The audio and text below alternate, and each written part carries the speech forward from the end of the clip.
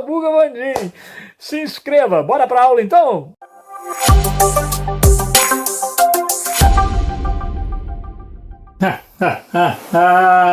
Muito bem. Olha a gente aí, ó, na 15ª parte do nosso estudo sobre o Oriente Médio. E hoje a gente quer tratar da guerra na Síria. Em primeiro lugar, é uma guerra civil. Sim, não é a Síria brigando com outro país. É o governo da Síria brigando com aqueles que querem derrubá-lo. Quem que está à frente lá da Síria? Bashar al-Assad. Eita ferro, hein? O Bashar al-Assad está firme, embora tenham sacudido desde 2010, quando estourou a Primavera Árabe. Pois é, foi assim que tudo começou lá na Síria. A guerra da Síria, portanto, ela é um exemplo de algo que começa na Primavera Árabe, perdura até os dias de hoje, o que nos faz realmente pensar que aquilo que conversamos na aula anterior procede. Ou seja, a Primavera Árabe começou em 2010, mas ela não terminou. E até agora só a Tunísia realmente colheu flores significativas, não é? Um ou outro colheu um botãozinho aqui, um botãozinho acolá. Pois é, olha só o caso da Síria. Desde que o Wikileaks, lembra do Wikileaks? Julian Assange, ok? Beleza? Aquele cara que começou a vazar coisa de um monte de país pela internet, tá ligado? Então, desde que o Wikileaks publicou denúncias de corrupção atingindo o governo de Bashar al-Assad, a coisa começou a ficar pesada por lá. Bom, alguns analistas dizem que muito em função da forma como Bashar al-Assad lidou com os protestos que ganharam as ruas depois que o Wikileaks vazou algumas denúncias de corrupção. Qual foi a forma que ele lidou com isso, Vandim? Lembra do czar Nicolau II lá no Domingo Sangrento? Lembra? Quando as pessoas foram às ruas protestar contra a participação da Rússia numa guerra contra o Japão, e ele, em vez de acolher o protesto, sei lá como, mandou que as forças de segurança atirassem contra a multidão. Pois é, deu o maior rolo lá na Rússia. Lembra desse fato histórico? Aqui eu tenho algo semelhante. Ora, as forças de segurança de Bashar al-Assad, vendo os protestos que ganhavam as ruas, partiram para cima das pessoas que protestavam, gerando centenas de mortes. Aí a coisa mudou de figura, porque se o pessoal estava protestando contra a corrupção, agora uniram-se em prol de uma causa, a renúncia de Bashar al-Assad. Vandim, país inteiro querendo que esse cara renuncie, quer dizer, país inteiro, modo de dizer, e o cara está lá de pé. Por quê? Então, nós temos que entender alguns complicadores, vamos dizer assim, que complicam para o Bashar al-Assad, mas que também complicam para os sírios que querem vê-lo longe do poder. Por isso, eu separei aqui para você algumas características deste conflito que ainda, infelizmente, está em curso lá na Síria. Em primeiro lugar, eu separei aqui que rebeldes contrários a Bashar al-Assad tomam o controle de diversas cidades na Síria. Maravilha! Então olha só, quem está contra o presidente controla determinadas cidades. Maravilha! Porém, não tem anjo nem diabo nessa história no que diz respeito aos direitos humanos dos civis, que nada tem a ver com o conflito diretamente. Por que eu digo isso?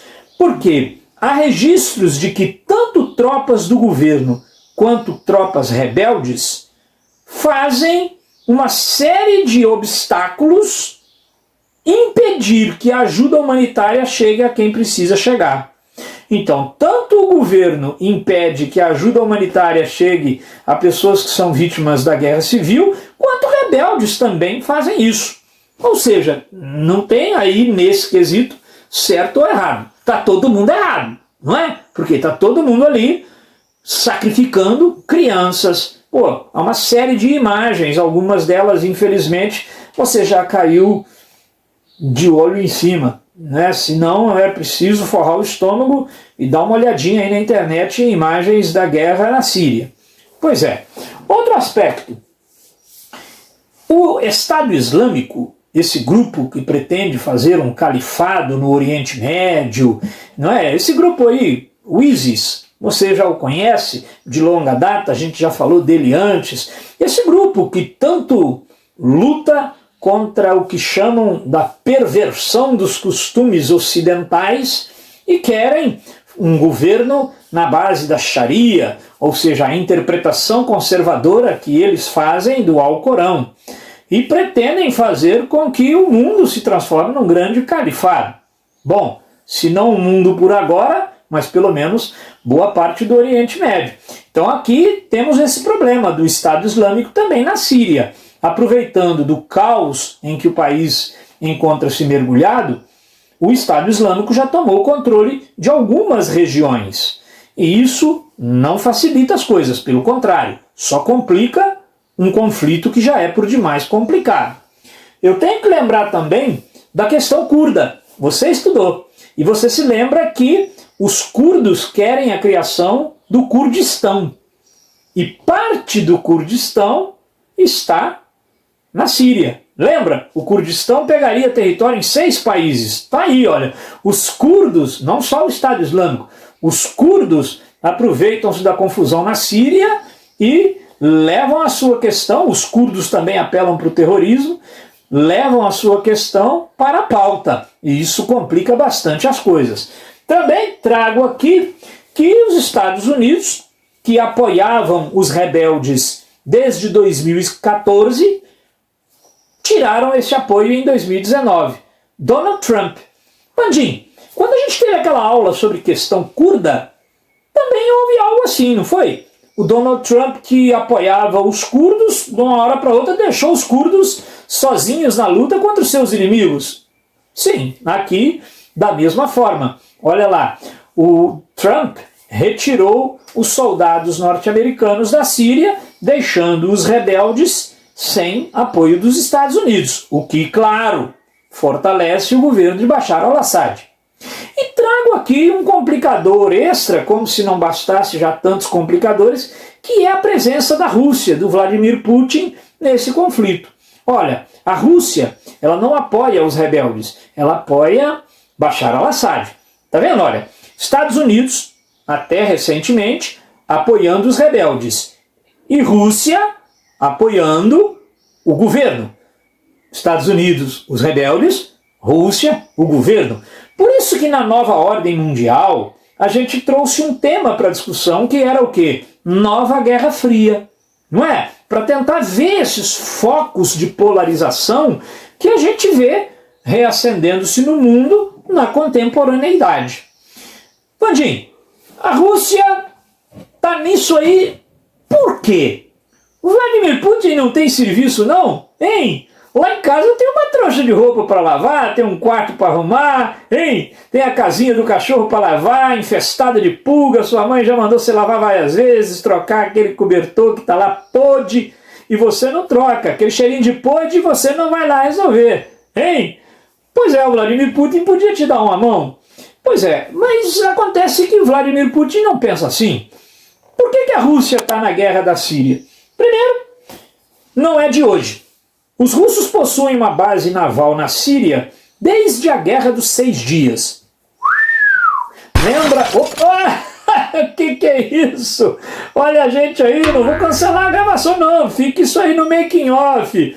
Retoma. Lembra da Guerra dos 6 Dias? 1967? Pois é, quando Israel partiu para cima de um monte de territórios e ocupou a faixa de Gaza, as colinas de Golã. Pois é, os russos naquela época entraram apoiando os sírios contra Israel, que por sua vez era apoiado pelos Estados Unidos. E lá mantiveram uma base naval. Então essa presença dos russos na Síria não vem de hoje, ela está lá atrás. Segunda coisa, a desculpa dos russos é que eles estão lá na Síria, não porque eles tenham simpatia pelo Bashar al-Assad, mas porque eles precisam combater o Estado Islâmico. Ainda mais agora, né? Que os Estados Unidos foram embora. Outra coisa, eles querem, com certeza, os analistas internacionais é quem o dizem, aumentar o seu poder na geopolítica mundial. Sem falar na questão do petróleo, não é? A Síria, um território petrolífero ali vasto. Então, a Rússia tem lá interesses políticos e econômicos.